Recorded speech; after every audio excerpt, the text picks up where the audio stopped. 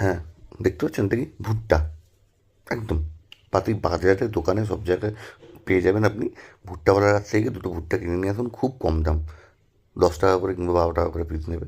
দেখুন দুটোকে ছাড়িয়ে নিয়েছি, ছাড়িয়ে নিয়ে আপনাকে আমি দুরকম প্রসেস দেখাবো আজকে। দেখুন, একটাকে আমি কেটে সেদ্ধ প্রেশারে দিয়ে দিলাম, একটা সিটি মারবো, আর বাকি একটুখানি আমি এরকম ছোটো ছোটো ছোটো ছোটো টুকরো করে নিয়েছি।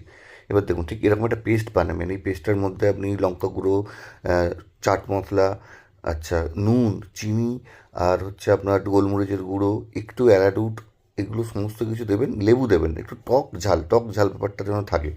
ঠিক আছে, দিয়ে ভালো করে এটাকে পেস্টটাকে ভালো করে এর গায়ে লাগিয়ে নেবেন, একদম সুন্দর করে লাগানোর পরে দেখুন প্রতিটা জিনিস একটু ভালো করে গুছিয়ে লাগাবেন, কিন্তু লাগানোর পরে ডিপ ফ্রাই করে নিন একদম।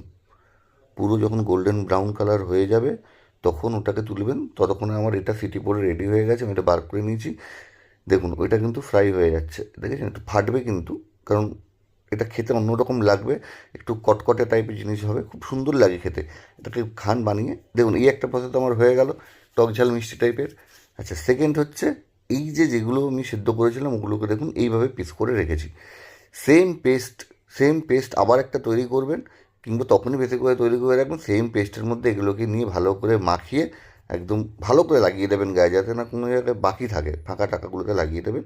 লাগিয়ে দিয়ে এটাকেও সেম প্রসেসে আপনি গরম তেলে একটা একটা করে ছাড়বেন, পুরো একদম ছেড়ে দেবেন, একদম একদম আস্তে আস্তে করে ছাড়বেন। তারপর এটাকে ঘুরিয়ে চারিদিকটাকে একটুখানি ফ্রাই করে নেবেন। একটু মোটা মোটা রাখবেন, আর আগেরটা কিন্তু আমি পাতলা পাতলা রেখেছিলাম, এটা একটু মোটা মোটা রাখবেন।